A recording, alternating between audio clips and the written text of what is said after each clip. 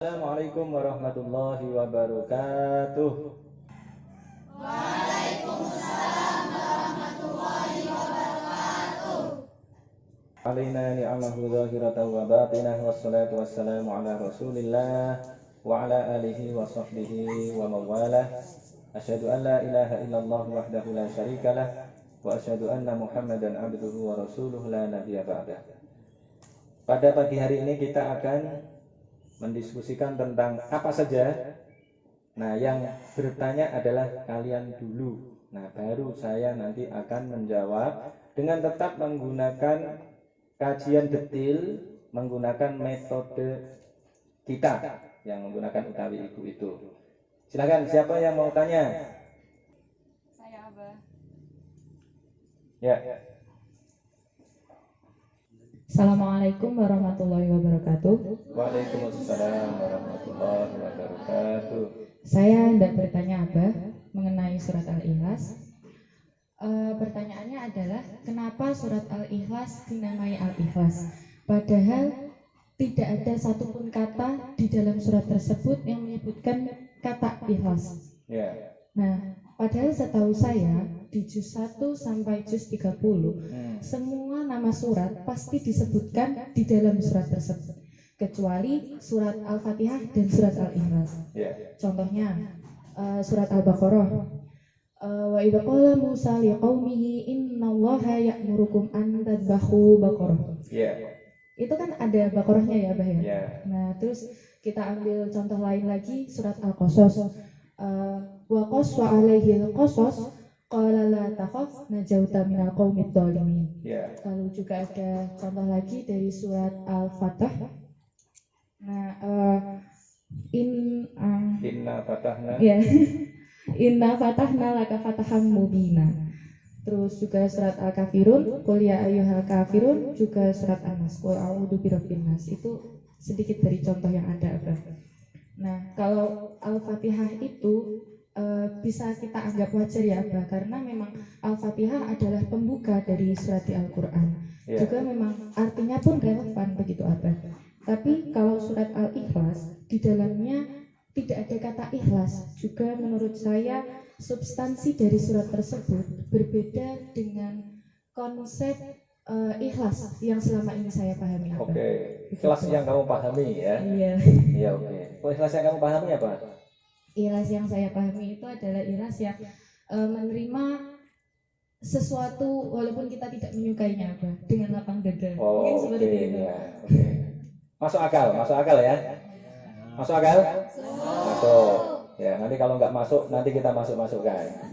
Ya, cukup pertanyaannya. Baik, tadi ada pertanyaan dari Zulfa. Kenapa surat Al-Ikhlas disebut dengan Al-Ikhlas? Padahal di dalamnya tidak ada kata ikhlas. Hanya ada 2 surat yang di dalamnya tidak ada kata yang tidak disebut di dalamnya, yaitu tadi surat Al-Fatihah dan surat Al-Ikhlas. Kalau surat Al-Fatihah disebut Al-Fatihah itu masuk akal karena posisinya di awal. Arti Al-Fatihah dari kata fataha yaftahu fathan fahuwa fatihun. Fatihun dikasih tak marbutoh jadi fatihatun. Artinya adalah yang membuka. Berarti pembuka.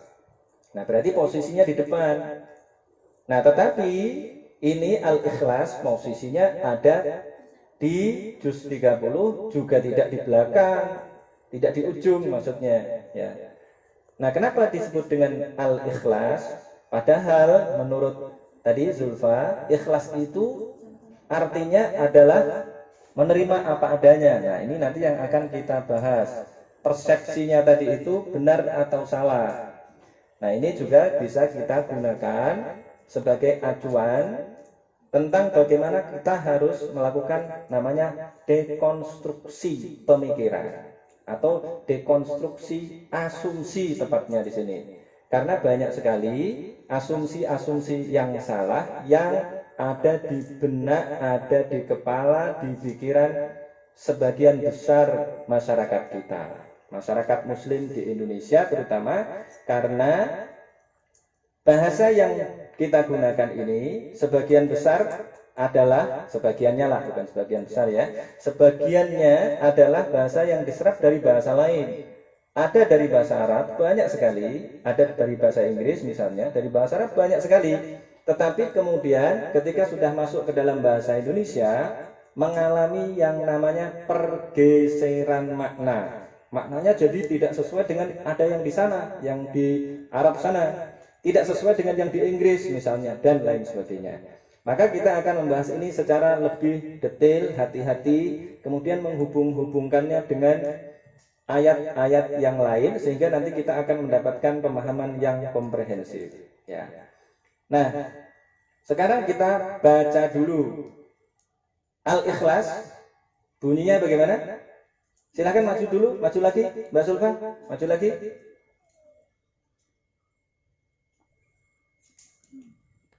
Oke ya, kita baca bersama-sama, nanti biar Mbak Sulfa bisa membaca ayat-ayat yang lain juga. Nah, sekarang kita baca dulu Qul huwallahu ahad. Qul huwallahu ahad. Qul, katakanlah Muhammad, huwallahu ahad. Jadi kalau kita membaca Qul, katakanlah Muhammad, katakanlah titik 2 tanda kutip, huwallahu ahad. Allahus somad, lam yalid walam yulad walam yakul lahu kufuwan ahad. Titik tanda kutip tutup. Kita artikan sekarang. Huwa utawi dia, Allahu Allah, iku ahadun ahad. Bisa macam-macam ini i'rabnya. Intinya adalah dia adalah Allah yang satu, bisa ya. Dia Allah adalah yang esa. Esa itu ada yang mengatakan satu yang tidak ada duanya, itu namanya esa. Qul huwallahu ahad. Allahus samad. Allahu utawi Allah iku as-samadu. Artinya apa? As-samadu artinya apa? Tempat bergantung. Nah, kita itu hanya bergantung pada Allah. Minta tolong itu hanya pada Allah. Maka di surat Al-Fatihah, Iyyaka na'budu wa iyyaka nasta'in. Hanya kepadamu kami menyembah dan hanya kepadamu kami meminta tolong. Konsepnya ada di sini. As-Samad itu adalah tempat bergantung, meminta tolong di antaranya. Allahus Samad. Kemudian lam yalid wa lam yulad. Lam yalid, yalid, yalidu berasal dari kata walada, walada yalidu. Berarti lam yalid artinya tidak beranak, tidak melahirkan. Walam yulad pasif, berarti walada yalidu yuladu. Walam yulad, dan tidak diperanakkan, maksudnya tidak dilahirkan. Walam yulad. Walam yakul lahu kufuwan ahad. Walam yakun, dan tidak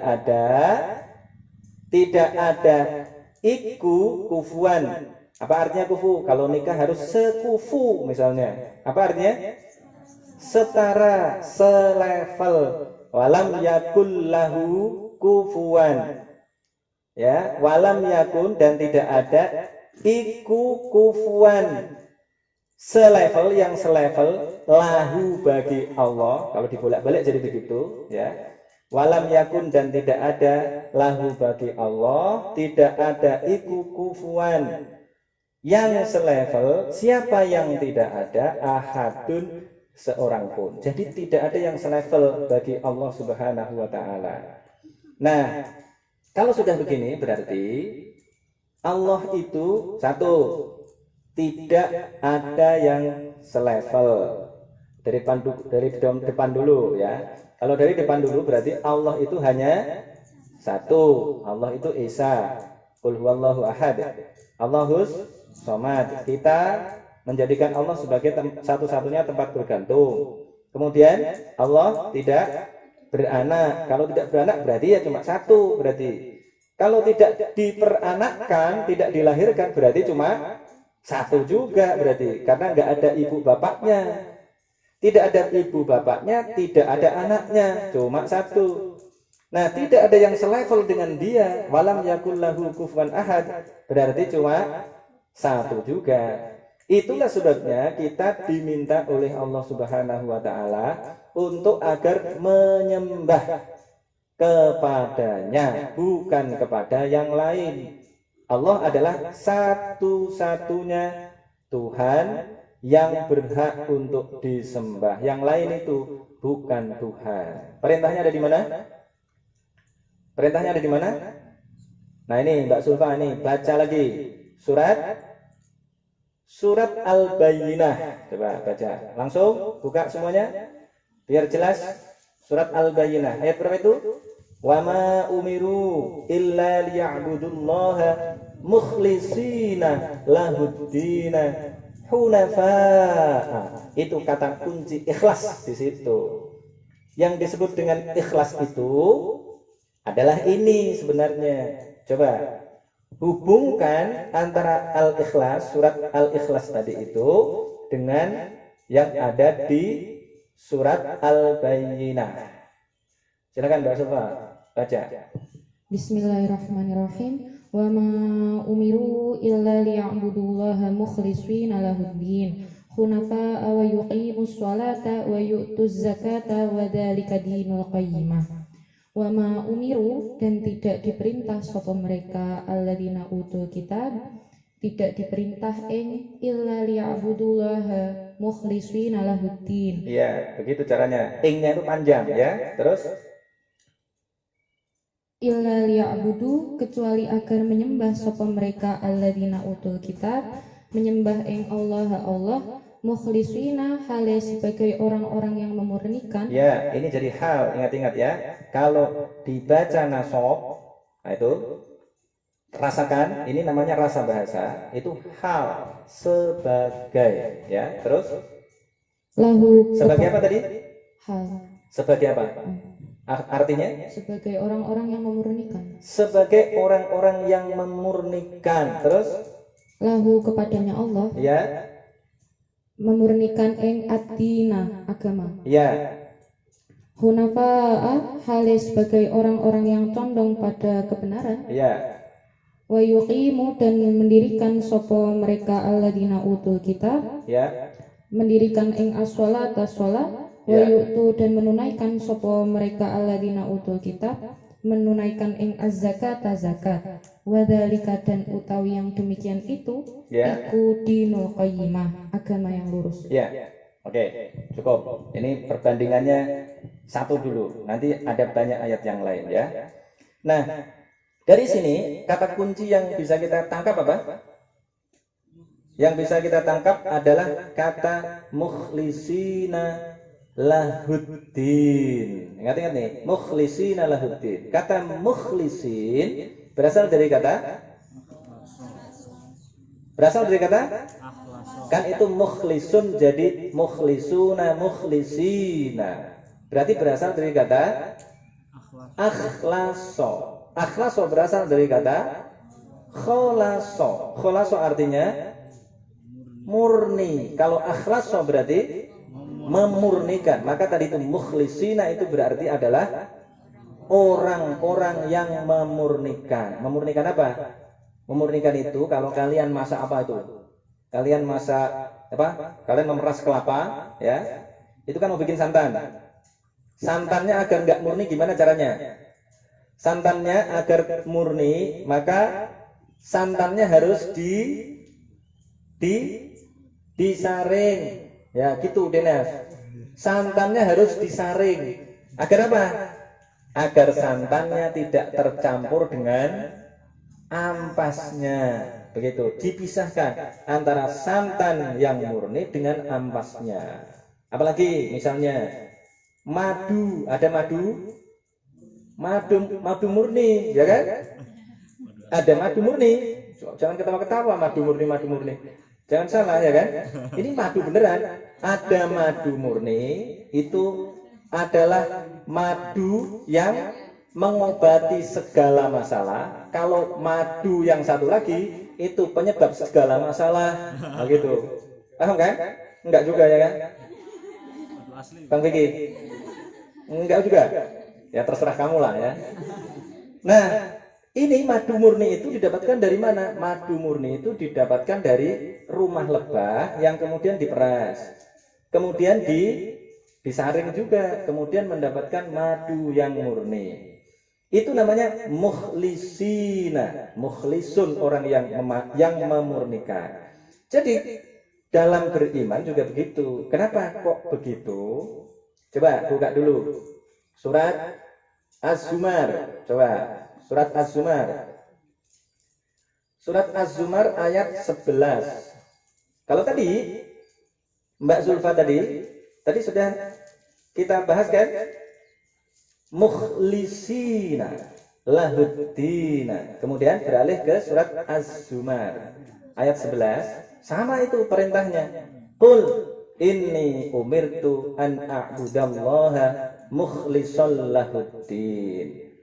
Qul, katakanlah Muhammad, ini, katakan titik dua tanda kutip, inni umirtu an a'budallaha mukhlishal lahuddin. Titik tanda kutip tutup sampai di situ dulu ya. Ini sesungguhnya aku, iku umirtu, diperintah sapa aku, diperintahkan an a'budallaha mukhlishal lahuddin. An a'buda, untuk menyembah sapa aku, menyembah Allah mukhlishon, hali sebagai orang yang memurnikan, lahu, kepada Allah, memurnikan ad-dina, arti kalian tadi itu agama, gitu ya. Nah, maka ini mirip sekali dengan ada yang di surat Al-Bayyinah tadi itu, wa ma umiru. Ini lebih tegas lagi, didahului dengan wa ma umiru, kemudian ada illanya. Wama umiru, dan tidaklah kalian diperintahkan. Wama umiru, dan tidaklah kalian diperintahkan. Tidak diperintahkan kecuali apa? Wama umiru illa liya'budullaha, kecuali untuk menyembah sapa mereka Allah mukhlisina, hale sebagai orang-orang yang memurnikan, lahu, bagi Allah, memurnikan ad-dina, agama. Itu sudah oke, anggap saja benar terjemahannya. Saya punya terjemahan yang nanti bisa dianggap sebagai sinonimnya. Ad-din itu artinya bisa agama, bisa apa lagi? Kalau saya lebih suka mengartikan ad-din itu dengan komitmen artinya. Jadi harus berkomitmen. Jadi komitmen kita itu hanya pada Allah Subhanahu wa taala. Mukhlisina lahuddina hunafa'a, hale sebagai orang-orang yang cenderung pada kebenaran. Ada yang mengartikan lurus pada kebenaran. Maka nanti di ujungnya itu wa yuqimus sholata, dan mendirikan mendirikan salat, wa yuqimu, dan mereka mendirikan as-sholata, salat, wa yu'tu, dan menunaikan sapa mereka menunaikan az-zakata, zakat, wa dzalika, dan utawi itu iku dinul qayyimah, agama yang lurus, agama yang benar, komitmen yang benar. Nah, maka ini ada prinsip yang baik. Jadi kita semua ini harus memulai dari tauhid yang murni. Tapi itu tidak cukup. Kita ini sebagai seorang muslim, kata Hos Cokro Aminoto bilang apa? Bertauhid yang semurni-murninya. Prinsipnya gimana? Menurut Hos Cokro Aminoto, semurni-murni tauhid, setinggi-tinggi ilmu. Terus apa lagi? Ada dua lagi, ayo. Semurni-murni tauhid, setinggi-tinggi ilmu, sebanyak-banyak harta dan sepintar-pintar siasat. Gitu. Ini berarti yang awal, kalian harus memiliki tauhid yang murni. Jadi, Mbak Sulfa, yang namanya ikhlas itu di dalam Al-Quran, dalam konteks ini tidak ada kaitannya dengan tadi. Apa tadi? Kita harus menerima apa adanya, bukan itu. Yang dimaksudkan ikhlas di sini adalah memurnikan kepercayaan kita hanya kepada Allah Subhanahu wa Ta'ala. Berarti untuk bisa memahami ayat ini, kita harus menghubungkannya dengan ayat-ayat yang lain juga. Kenapa dulu begitu? Karena di dalam masyarakat Arab pra-Islam dulu, masyarakatnya sudah percaya kepada Allah, tetapi juga percaya kepada yang lain. Maka konsep kita sekali lagi adalah la ilaha illallah. Di sini qul huwallahu ahad, Allahus somad, lam yalid walam yulad walam yakul lahu kufuwan ahad. Jadi di dalam Al-Quran dijelaskan, wala in sa'altahum man khalaqas samawati wal ardo. Bahkan ayat yang lain juga, wasakhkharas syamsa wal qamara la yaqulunnallah.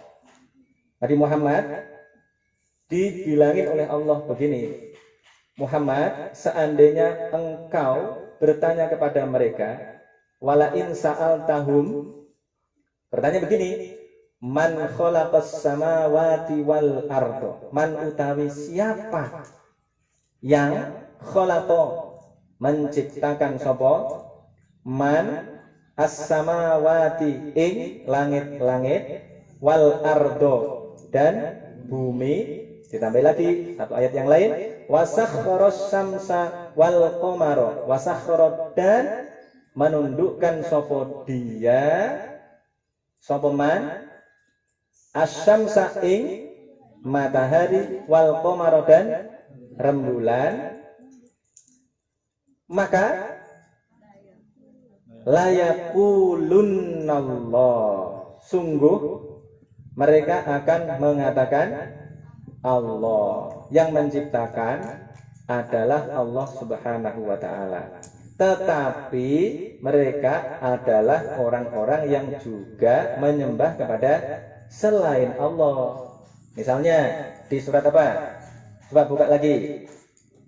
Surat Az-Zumar ayat 3. Coba dibuka Az-Zumar ayat 3. Siapa yang sudah menemukan? Surat Az-Zumar ayat 3. Sudah ketemu? Bunyinya bagaimana? Ala lillahid dinul khalis. Oke?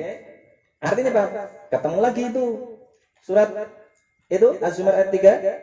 Ala, ingat-ingatlah, iku lillahi, bagi Allah, ad-dinu utawi agama, ya.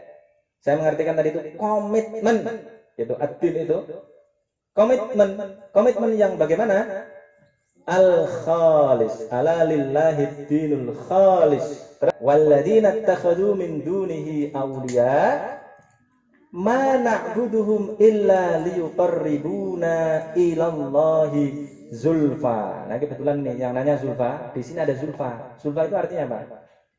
Dekat. Nah, ini dia.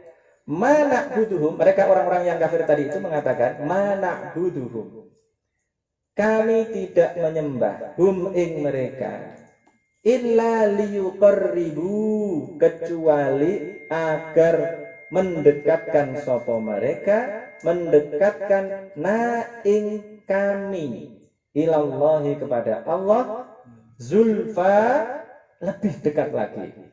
Jadi yang dimaksudkan tadi itu, aktivitas penyembahan mereka itu dimaksudkan untuk membuat mereka lebih dekat lagi kepada Allah. Jadi ini adalah perantara. Padahal di dalam Islam, untuk bisa sampai kepada Allah itu sesungguhnya tidak perlu perantara. Nah, kalau pakai perantara ya sama dengan itu tadi itu. Ya. Contoh yang dialami, yang dilakukan oleh kaum Nabi siapa yang melakukan itu? Nuh, ya, Nabi Nuh bilang apa?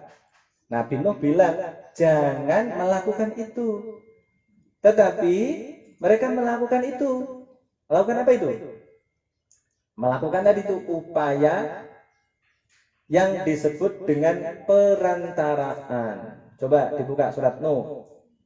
Wa qalu la tadharunna alihatakum wa la tadharunna waddan wa la suwa'an wa la yaghutsa wa ya'uqa wa nasra. Ada berapa tuh?